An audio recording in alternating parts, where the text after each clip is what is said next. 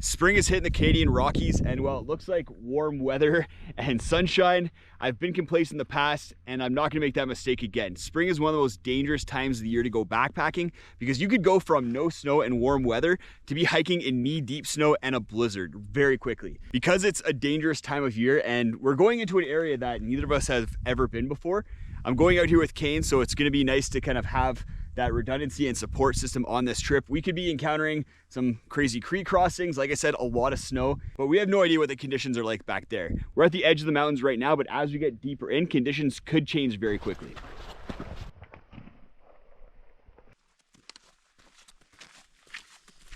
Another big aspect about this trip is wildlife. We've already seen some wolf tracks as we're walking down the trail here. As we get deeper into the mountains, bears are gonna become an issue. Bears are waking up, they're coming down from their hibernation areas on the slopes there into the valleys to look for food. So we're gonna have to be aware of that. That's why we are carrying bear spray on this trip, and we're gonna be hanging our food in earth sacks. The other aspect, which is kind of cool, and I'm hoping for this one, I'm not hoping to see bears, but I am hoping to see some bison. So they reintroduced bison into this area, and there's a big herd that we talked to Parks Canada, and they said we might see them just on this side of the boundary with the park. The goal for this trip is twofold. So we want to explore this area, head about 20 kilometers into the mountains, because there's a 70-kilometer loop that I want to see if it's possible to do. So if we get 20 kilometers down, then we can take a look south, see if there's a route over the pass, and then that would allow us to connect to another trail on the other side and then come around for that 70-kilometer loop, which I'm hoping to do this summer. The second factor is to get out here now that spring has hit, see what conditions are like out in the mountains, as well as kind of push ourselves and test our skills, because like I said, spring is one of the most dangerous and difficult times to get backpacking.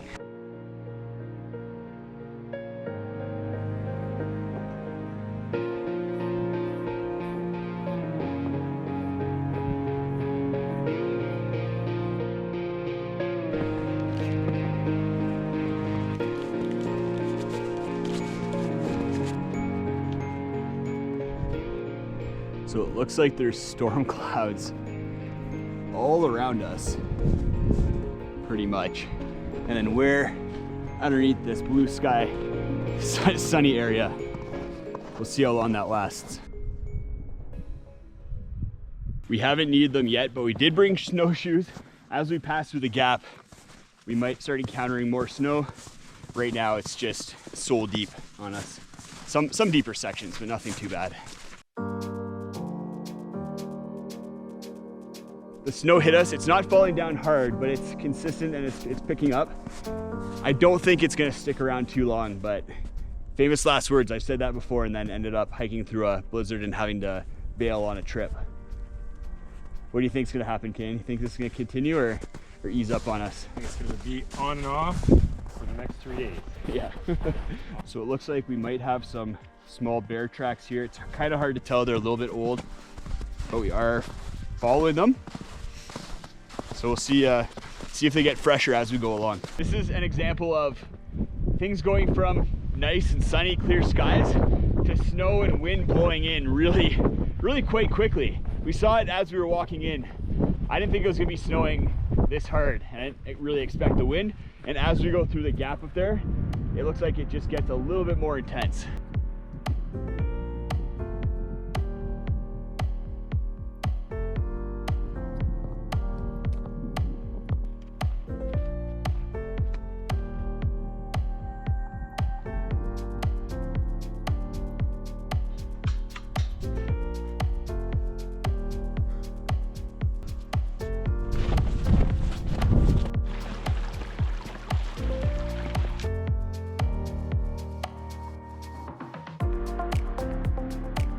So we have some bison poop right here.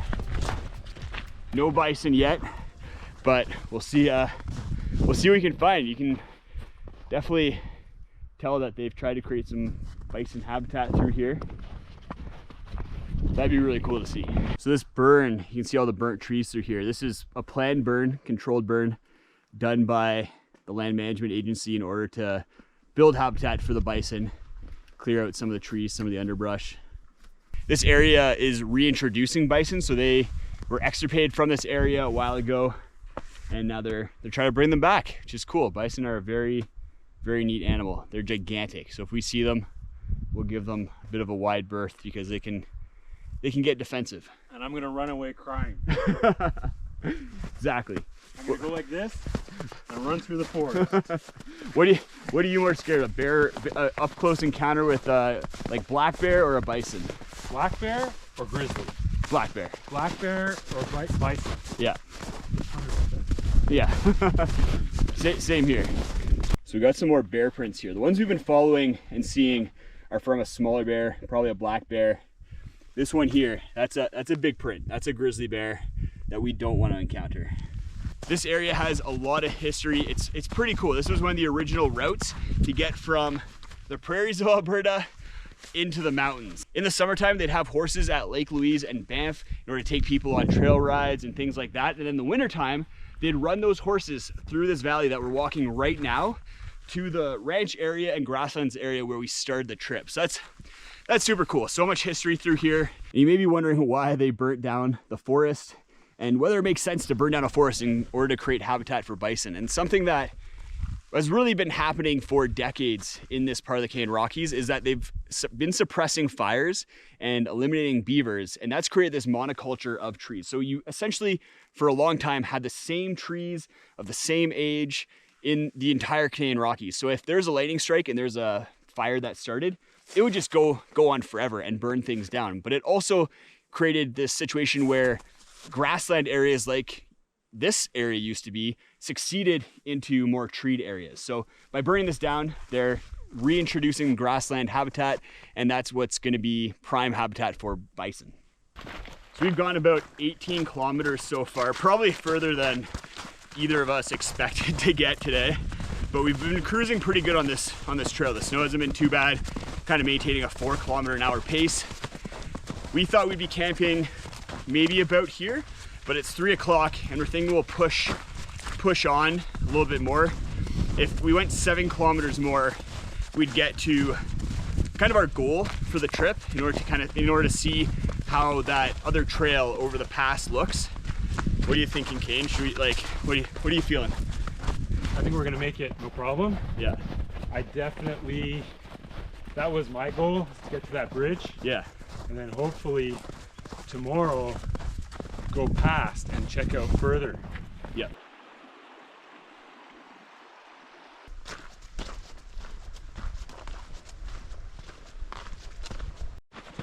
We're in some pretty beautiful parts of the mountains, but I'm starting to feel it. The snow is not the easiest to walk through. We're about 20 kilometers plus in. Still tough slogging. You can see Kane's footprints up ahead. This snow makes it a lot more difficult than the dry trail we had back there. Plus, we're not taking the kilometers lately. We're gonna be hitting 24, 25 plus kilometers today with pretty heavy packs because we have to be ready for a lot of conditions. I have a lot of gear in here. Some of the gear, this is its first major trip out. So curious to see how it does. Things like this pack, my tent, and then I'm gonna be putting my sleeping pad through the ultimate test because it's supposed to get down below -6 degrees Celsius, 20 degrees Fahrenheit tonight. And if it survives that temperature, then it's gonna be hands down the best sleeping pad on the market right now. So really excited to see how that goes.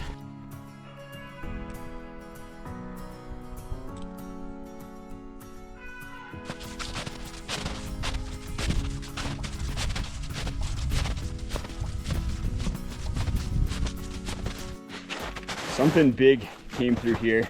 It's definitely something that has hooves like a bison or maybe a moose, but it's big. Look at that print and how deep in the snow it's going.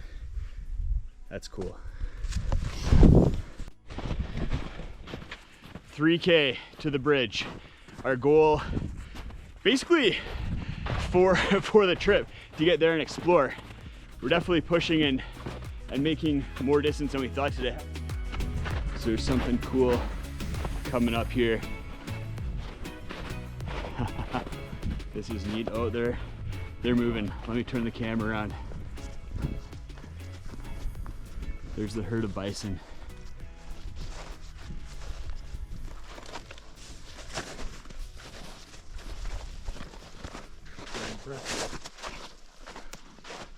How's that for a shot?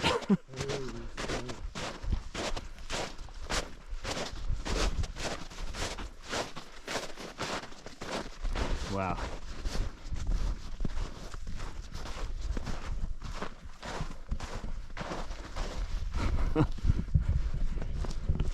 That is cool.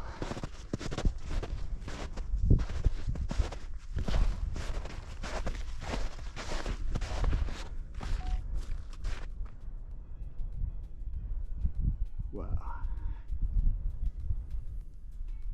That was pretty darn cool. I know people who have come back here in search of the bison and spent days not seeing them at all, and then we come around a corner. Well, Kane saw one that he thought was a tree, and then then pointed it out, and then we saw just a ton of them. And you can see here, this is kind of their main hangout spot. It's all trampled. As we were kind of coming up towards it, they took off down the trail, probably heading to the spot where we're hoping to camp tonight in a couple kilometers here. So we'll see if we see them again. Kane's just dropped down to a little stream down there in order to grab some water. We're gonna filter it up a couple kilometers from camp, but the wind's starting to pick up. That's something that I was a little bit worried about for this trip, is overnight tonight and then throughout tomorrow and the next day. It's supposed to get the wind gusts are supposed to pick up to about 50 kilometers an hour. And if that hits our tents, we're gonna have to make sure our tents are pretty locked down, and it may make for some flappy sleeps.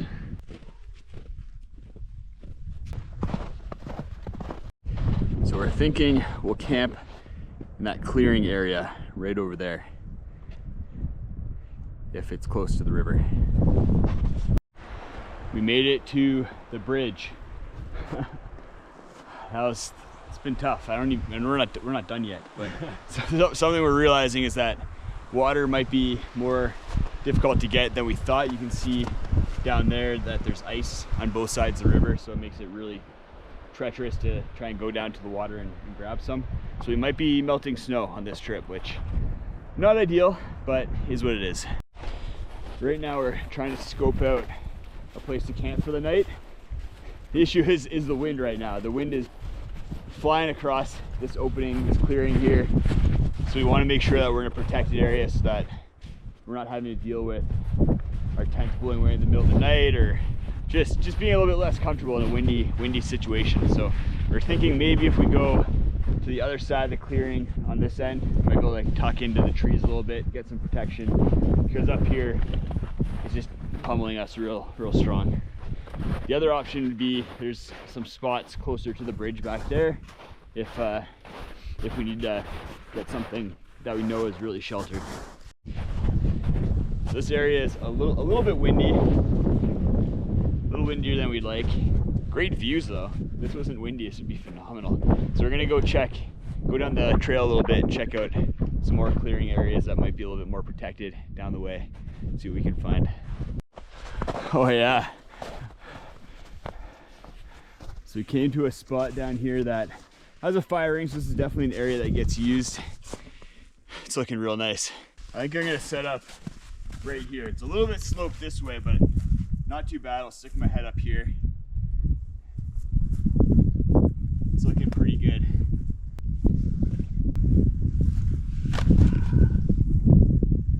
Oh, it feels good to get the pack off. That pack is not super comfortable. I have that on the record. Yeah. It's the hip belt. It just digs in, doesn't transfer the weight well. Maybe it just isn't right for my body, but not feeling the Atmos right now. I'll have to kind of reconfigure things a little bit maybe tomorrow and see how it goes. But time to get the tent set up, get the sleep system in, and then eat some food. I think we're probably both pretty hungry, pretty thirsty, and I brought my chair, so I'm gonna take a load off with that too. I think Kane just has a foamy, so we'll be sitting comfortable. He's sitting on the ground. Got the tent all set up. This is the Nemo Dragonfly Osmo. So it's made with the Osmo fabric, which is supposed to do a lot better with moisture and stretch.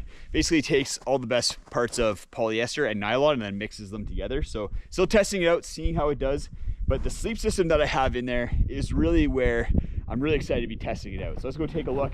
I did add some guy lines to the tent here because the wind is picking up and it's supposed to continue to pick up over the course of the night. For the sleep system, I'm using the Enlightened Equipment Conundrum quilt. This is a 0-degree version. I can zip it up like a sleeping bag if I want to just really lock it down, or leave it open like a quilt if I want to be able to toss and turn and be super comfortable.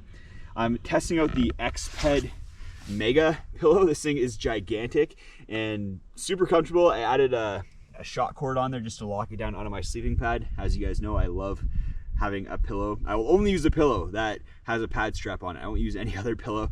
And then my sleeping pad is the REI Helix. I've used this pad a bunch down in the southern US in warm conditions, and it's been super comfortable, really warm. Has an R value of 4.9, which is quite warm, but I want to test out in real world conditions and see how it does, because frozen ground, spring conditions like this is kind of the ultimate test for a sleeping pad to see whether it can stand up and keep you warm.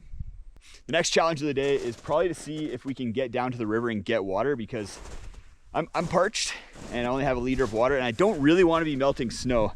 Just a big hassle. But let's go check out Kane's setup, see what he's got going on here. He's look at his view. look at the site that this guy snagged. you could sell that shot to Dursting Gear with the X-Hood right there.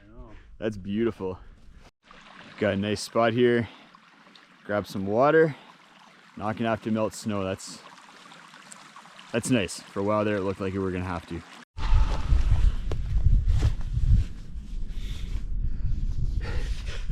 I needed a chair after today.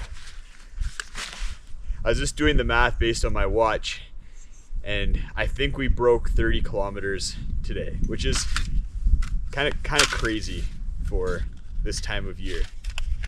I didn't expect it, but no, but this time of year, and I mean, the trail was not a hard trail. No, it was an easy trail, low elevation. Yeah, not much elevation gain, but still 30K in under 8 hours. Yeah, with 35-pound packs. Yeah, not too shabby. I'm happy with this. I feel like I earned my pain right now.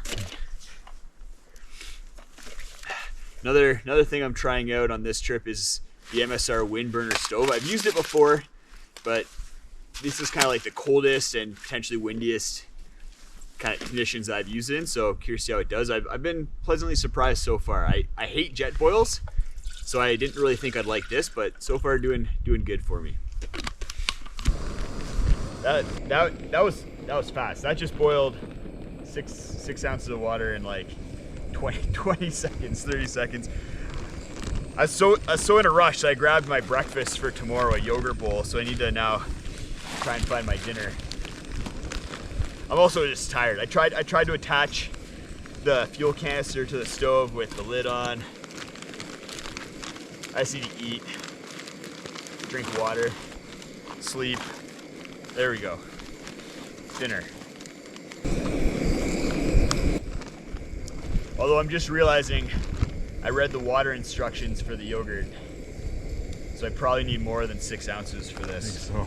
Yeah, 6 ounces. I need 16 ounces. Makes sense. All right, time to boil some more water. Dinner time.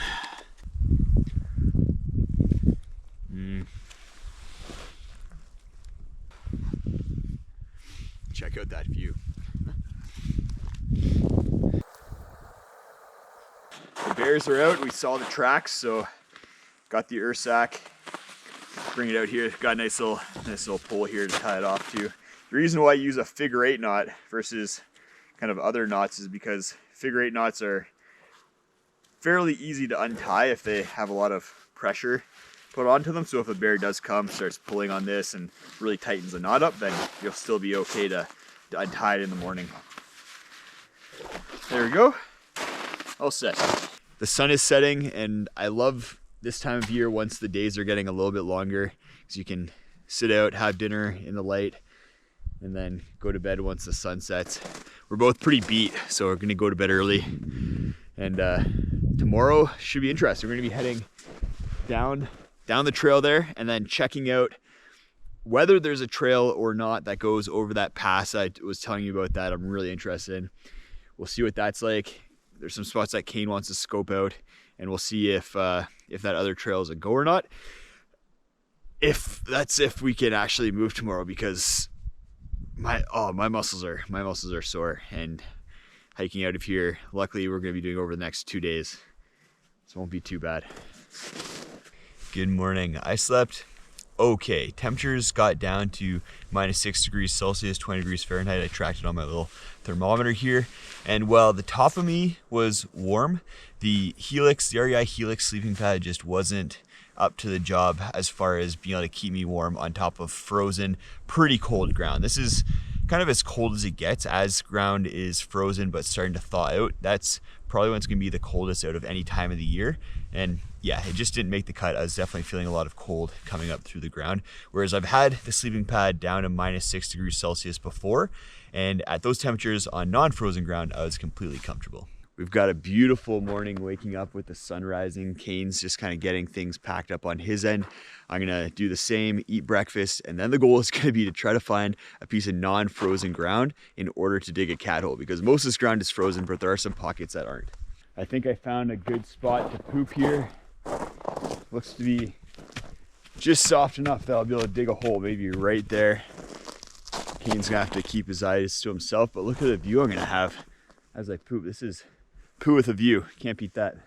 After that, we're gonna head up the valley here, do some exploring, and see whether that other trail is gonna be a go, and then start making our way back the way we came.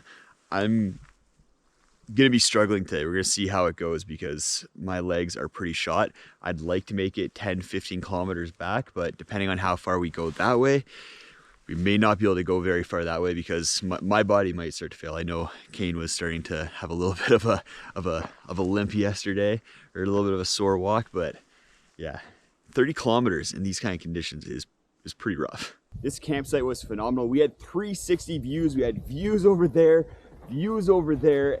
Kane had a spectacular backdrop to his tent. And we got to see the sunrise this morning on the east side of the campsite, and we still had views to the north as well. Because of that, it makes sense that Insta360 is the sponsor of today's video. Whenever you guys see me out on trail and I'm getting really cool shots that looks like I have a drone following me, that's using the Insta360 on a 3-meter long selfie stick pole. I don't have a drone. I used to have one, but I sold it because most of the places where I go and backpack, I can't use a drone. So in order to get those cool shots, I find that the Insta360 is the best way to do that. As I'm using the selfie stick, the Insta360 pretty much magically makes the stick disappear, so it does look like you have a floating camera that's following you around. I'll have links in the video description so you guys can go check out the Insta360 as well as the selfie stick for yourself.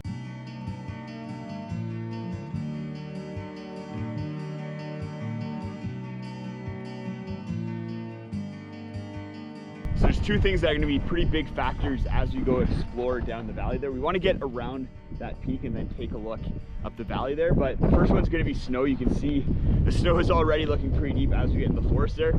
The second one is the wind. That wind is picking up, supposed to kind of get to its strongest point around noon today and then plateau and stay high until tomorrow afternoon. That's going to be a factor as far as just being comfortable as we're hiking and then setting up camp tonight.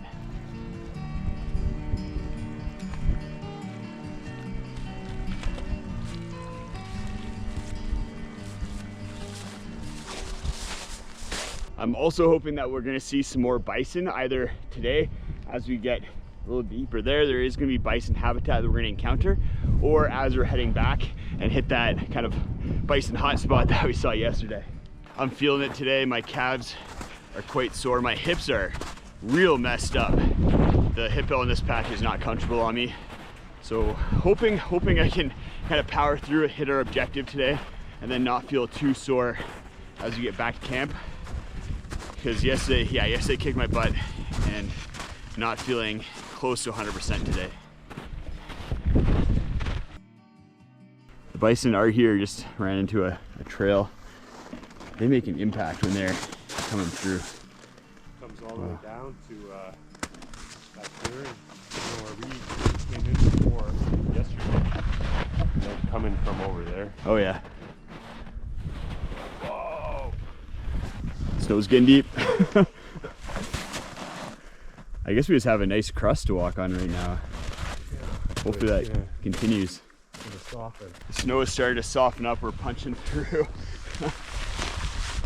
So time to switch to snowshoes. These are really lightweight snowshoes, so they weren't super heavy to haul in. Both of these combined weigh about the same as one of my pair of MSR snowshoes, but they aren't the most durable, and maybe I just ran into an issue, but I had one of the snaps right here break on me. Still usable, still be good, but something to keep an eye on.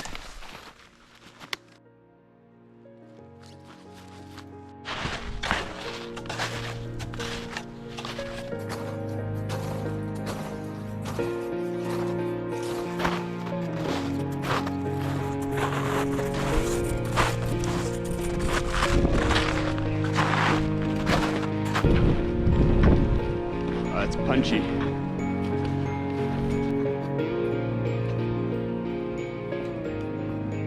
We have about 5 kilometers to go from our camp to where our objective is for scouting out the next area. It's gonna be slow going if it doesn't get much better than this, if we can make it at all. At least going back will be easier. Yeah, and I say we give it no more than 2 hours. Yeah, see where we are at that point. At noon, where we are. Yeah, that sounds good. There's a game trail that kind of goes up the path here, and if we follow it, we punch through a lot less, even though we're still punching through quite a bit. So here's the difference between walking off of that game trail that I've been following and then on the game trail. It's hard to follow, but staying on it makes a big difference.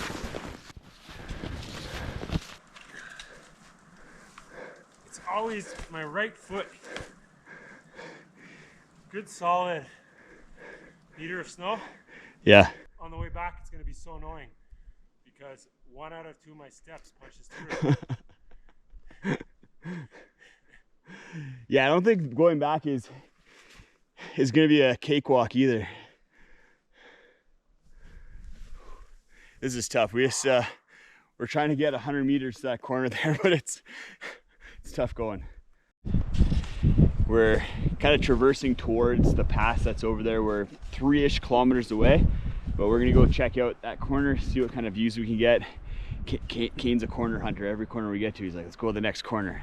And I'm like, okay, let's go. But right now I'm starting to run out of steam, getting hungry. So we're gonna go there, eat lunch, and then start heading back and see if we can find a good campsite, maybe see some bison. This is as far as we're gonna go.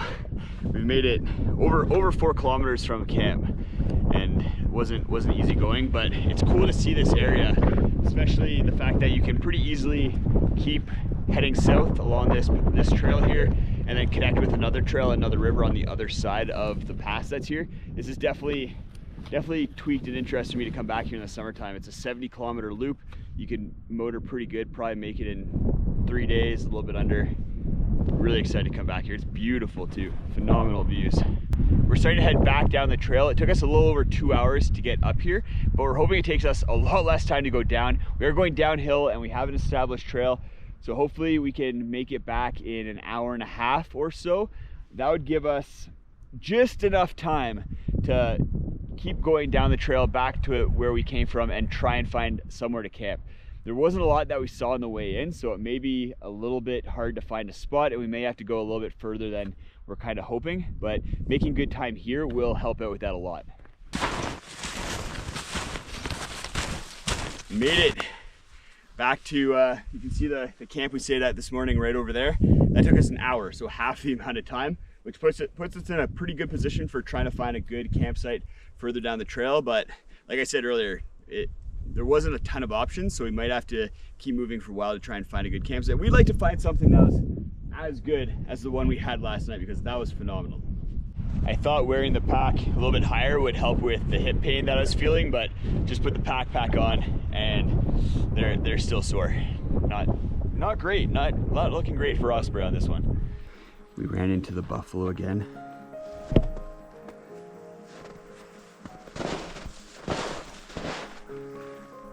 They're not moving this time as much.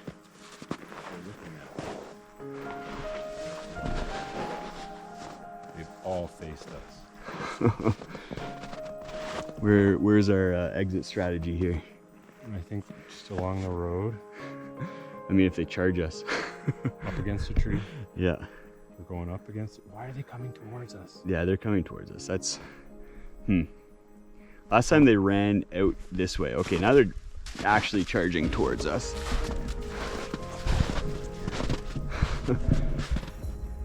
Maybe they're gonna turn right? Please turn right. No, they're going up the hill. Wow.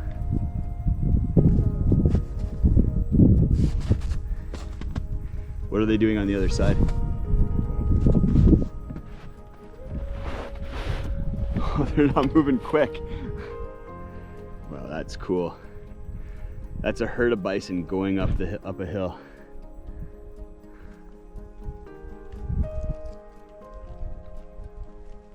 Oh.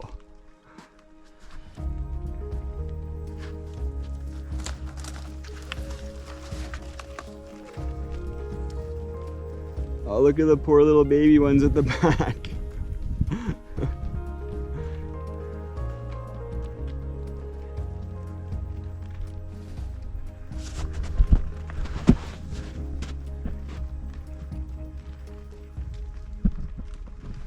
Wow.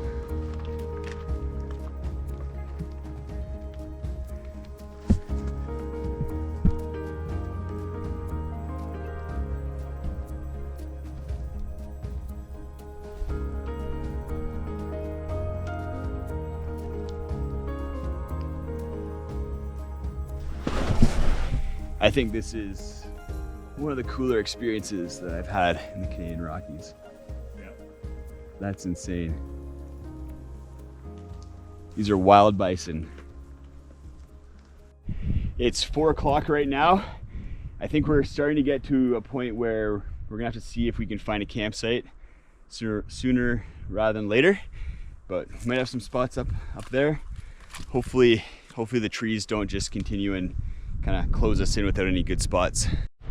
So we've been kind of following the river for a bit, trying to find a campsite.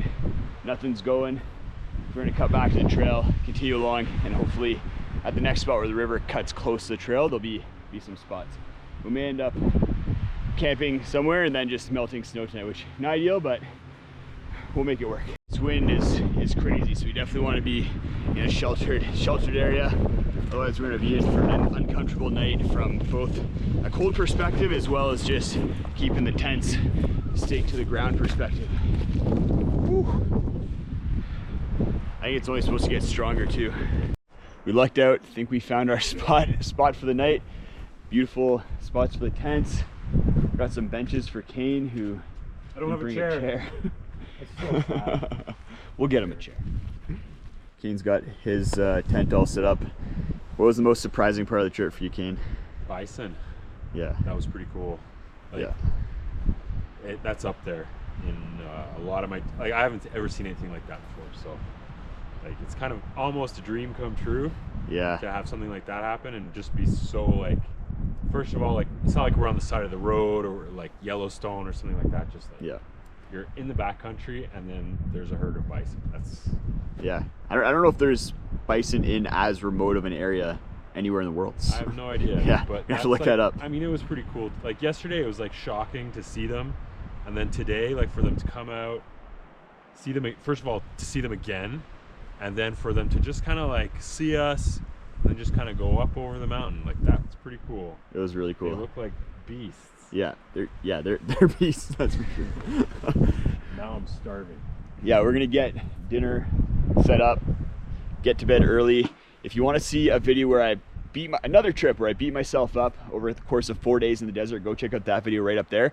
It's a trip where I didn't have water the entire time, so I was carrying 8+ liters of water every day, 40-pound pack, and then doing some rock scrambling. It was actually kind of dangerous, and I definitely learned a lot on that trip. but definitely a video worth checking